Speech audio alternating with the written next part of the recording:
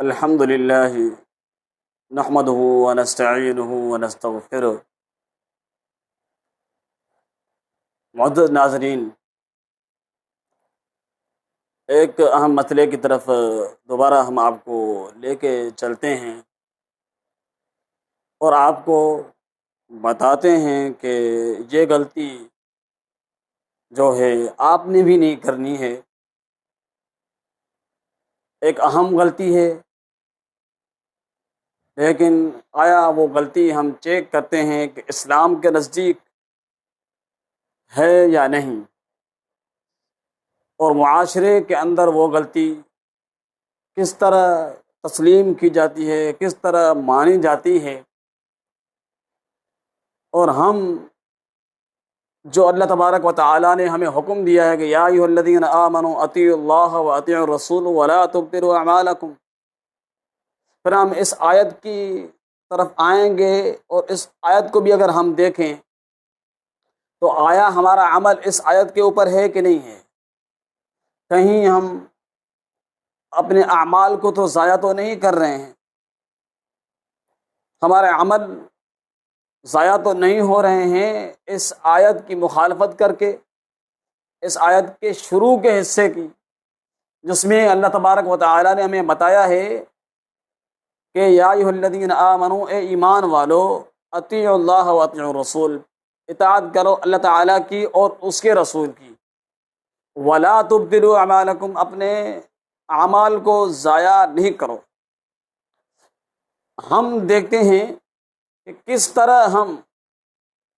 اپنے اعمال کو ضائع کر رہے ہیں۔ اگر ہم کتابوں کی طرف نظر دوڑاتے ہیں، معاشرے کی طرف نظر دوڑاتے ہیں، تو یہ بات ہمیں واضح سمجھ میں آتی ہے کہ ہم اس آیت کے ابتدائی حصے پر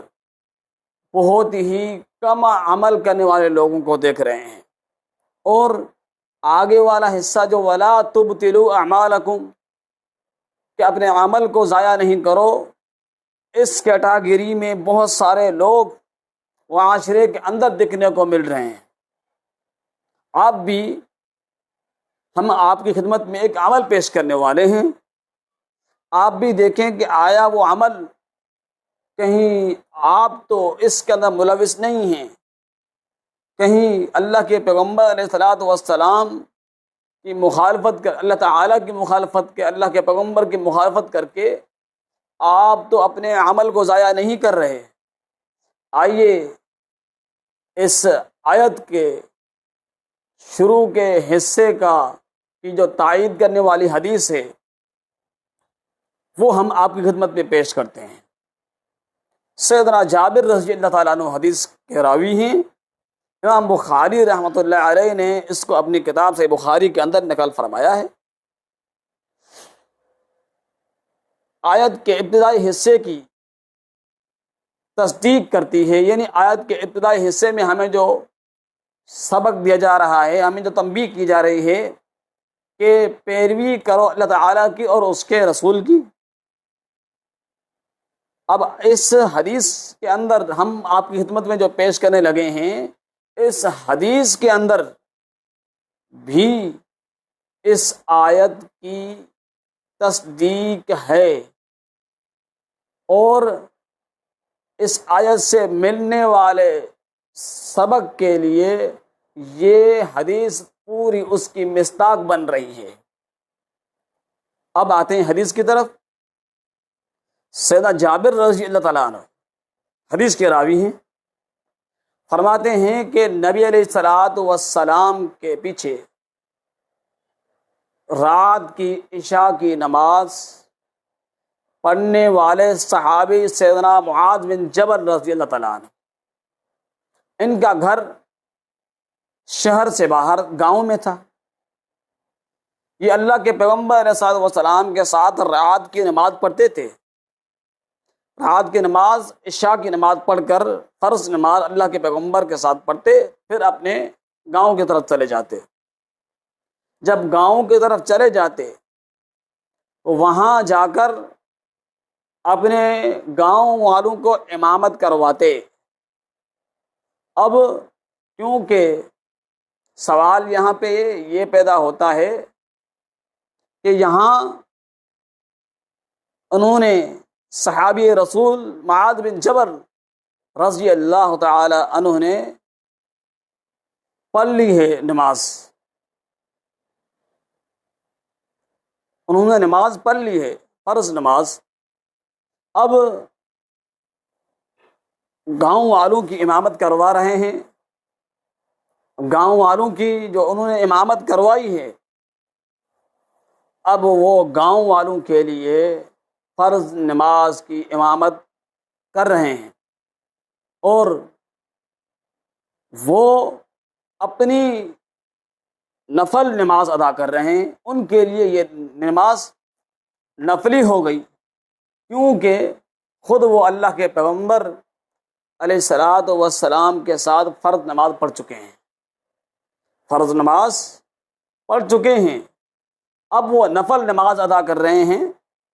اپنی، اور گاؤں والوں کو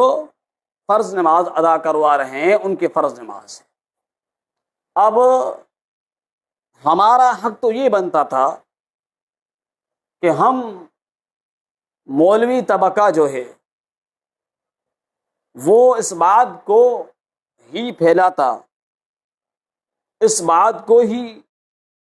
عام کرتا کہ بھائی اگر کوئی شخص فرض نماز پہلے ادا کر چکا ہے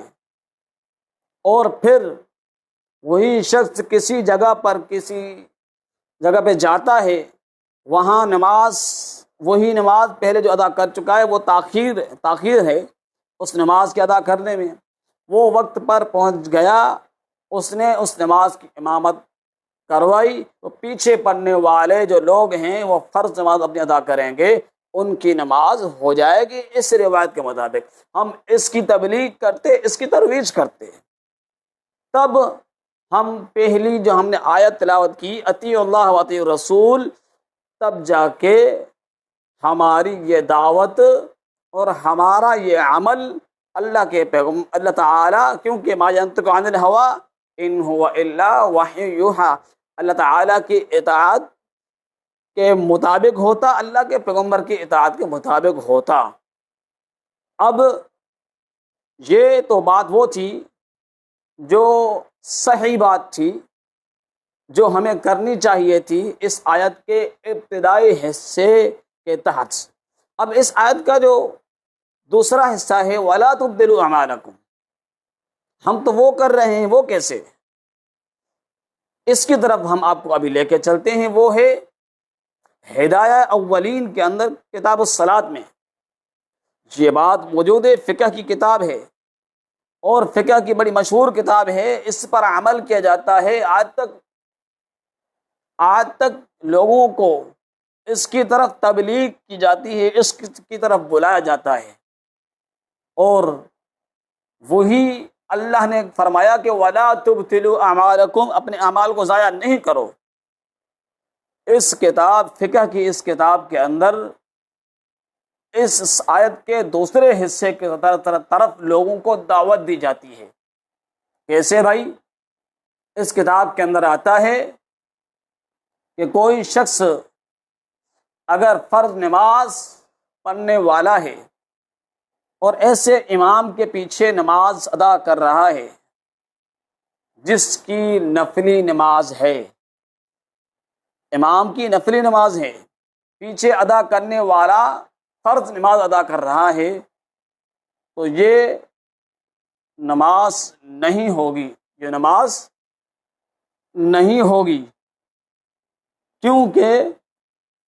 نفل والے کے پیچھے فرض ادا نہیں ہوتا۔ آپ نے پیچھے حدیث سنی جو کہ آیت کے ابتدائی حصے سے مل رہی ہے، تب جب ہم اس کو مانتے، اس پہ عمل کرتے اور اس کی ترویج کرتے، اس کی تبلیغ کرتے، ہم معاشرے کے اندر جو پھیلتی ہوئی چیز دیکھ رہے ہیں وہ یہ ہے، وہ اس آیت کا دوسرا حصہ ہے۔